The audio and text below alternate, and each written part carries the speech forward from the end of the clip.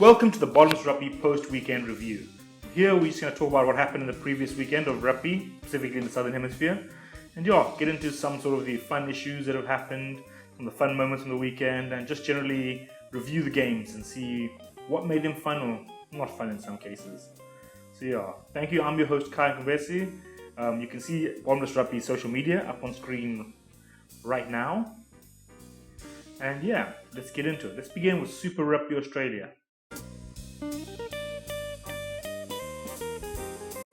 Super Rugby Australia. This was meant to be a big weekend with two big games. The grudge game between the Force and the Rebels, as well as the top of the table clash between the Brumbies and the Reds. So some excitement ahead. Let's hear. Jason, what happened in the big grudge match of the weekend? The much anticipated match between the Western Force and the Rebels ended 2025 in the Rebels' favour. But first and foremost, what grudge match? Honestly, this was hyped up so much in the media. They said there'd be so much bad blood, because of 2017. But apart from one set of handbags, there wasn't much bad blood at all to be spoken about. It was just another Aussie derby. And while there wasn't much bad blood, I'll tell you what, there were a lot of errors. Between these two sides, there were 28 penalties conceded, 2 yellow cards, and 31 turnovers conceded. I don't know how you can do that in a match as professional teams. Our thoughts go out to Angus Gardner. His lungs must have be a bit overworked from blowing the whistle so much today. But alas, we move on. Third point is that super time works. Kind of. So we had another period of super time today. Match ended 2020 at 80 minutes. But thankfully, wasn't to be another draw. Nasirani dotted over and the Rebels won the match. Thankfully, it worked out this time. Let's hope it continues working in future. And speaking of Nasirani, he is our man of the match today. On his return, he had the most meters gained and the joint most defenders beaten out of any player on the field, despite the fact that he was off for 10 minutes with a yellow card early in the match. So with that kind of performance, on that kind of return, we can do nothing else but say props to you, man. Well done, your man of the match. Okay, pretty exciting. It's not as exciting as you thought it would be, but all right.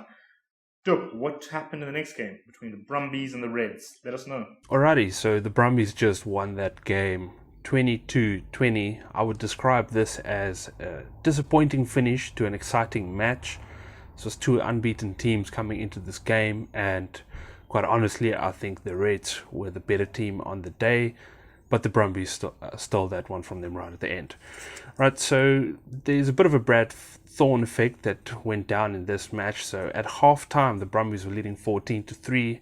Brad Thorn said something, and it worked. Reds came out second half, and they performed excellently, right, taking the lead 20 points to 14, and then, right there at the end, Brumbies coming back to take the win from them. So this was also kind of a demonstration, I suppose, to some extent, that the Smarts won against the Grunts. Second half, that Reds pack was really getting penalties at scrum time, but when it mattered most, the Brumbies got that crucial line out. They're so good at executing the line out, and they got that try right at the end when it really mattered the most. So my man of the match, I'm going to give it to Jordan Petaia. Came off the bench for the Reds. He really was a dynamic element in their attack, and so man of the match goes to him. All in all, it was a brilliant game of rugby, the kind of stuff we do want to see week in, week out from Rugby Australia. So looking forward to more of that in the coming weeks. Cheers. Okay, top of the table clash coming down to a kick. Not as exciting as you would expect it to have been, but Now we move on to Super Rugby New Zealand. Moving on to Super Rugby Aotearoa. Alright, this week we had two big games, the Chiefs versus the Crusaders and the Highlanders versus the Blues. I obviously wanted the Chiefs to keep losing, and that streak carries on. But Jason, tell us more about the game. The Crusaders rebounded well after the defeat to the Hurricanes, beating the Chiefs today 32-19 in what was a very good match that was unfortunately marred by referee drama. So there were two big points in the match today. Firstly, was the Stevenson deliberate knock-on a yellow card? And secondly, was there a knock-on in the build-up to the Severies trial that put the Crusaders out of reach? Whichever way you think about these things, for me it is just sad that what was a pretty good match will now be remembered for just these two moments. But getting back to the rugby, let's talk about the Crusaders' forward dominance.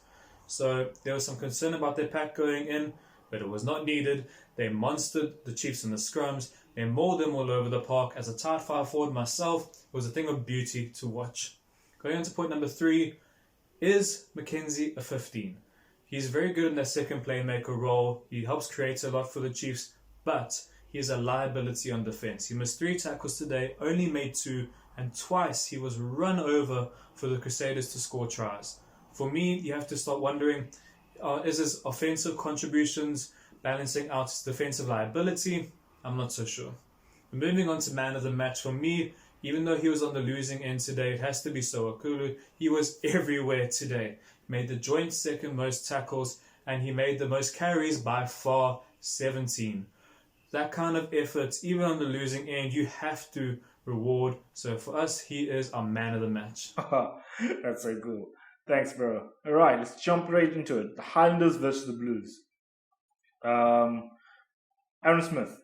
He is, I don't know why he's such an annoying player, but he kept trying to get himself into the center of the game, tripping over players intentionally, always trying to milk penalties. I get it's part of the scrum off game, but it's highly annoying. It's like, he's a great player. It's like those football players who keep diving, even though they're so good. So there's no need for a player of his caliber to be doing that type of stuff. But I guess at the age of 31, he's not really going to learn new tricks anyway. So, yeah, sadly, that's probably going to be just how the rest of his career comes on. But number 2, the Blues attack with Bowden Barrett at number 10 is unstoppable. It's a force. I think he is the best option. Otera came on with like 20 minutes left, and the attack didn't quite have as much bite in it anymore. And Bowden, was just on top of his game. But even with being on top of his game, he's not my man of the match for this week. That honour goes to Akira, even though Finley Christie tried his best to take it.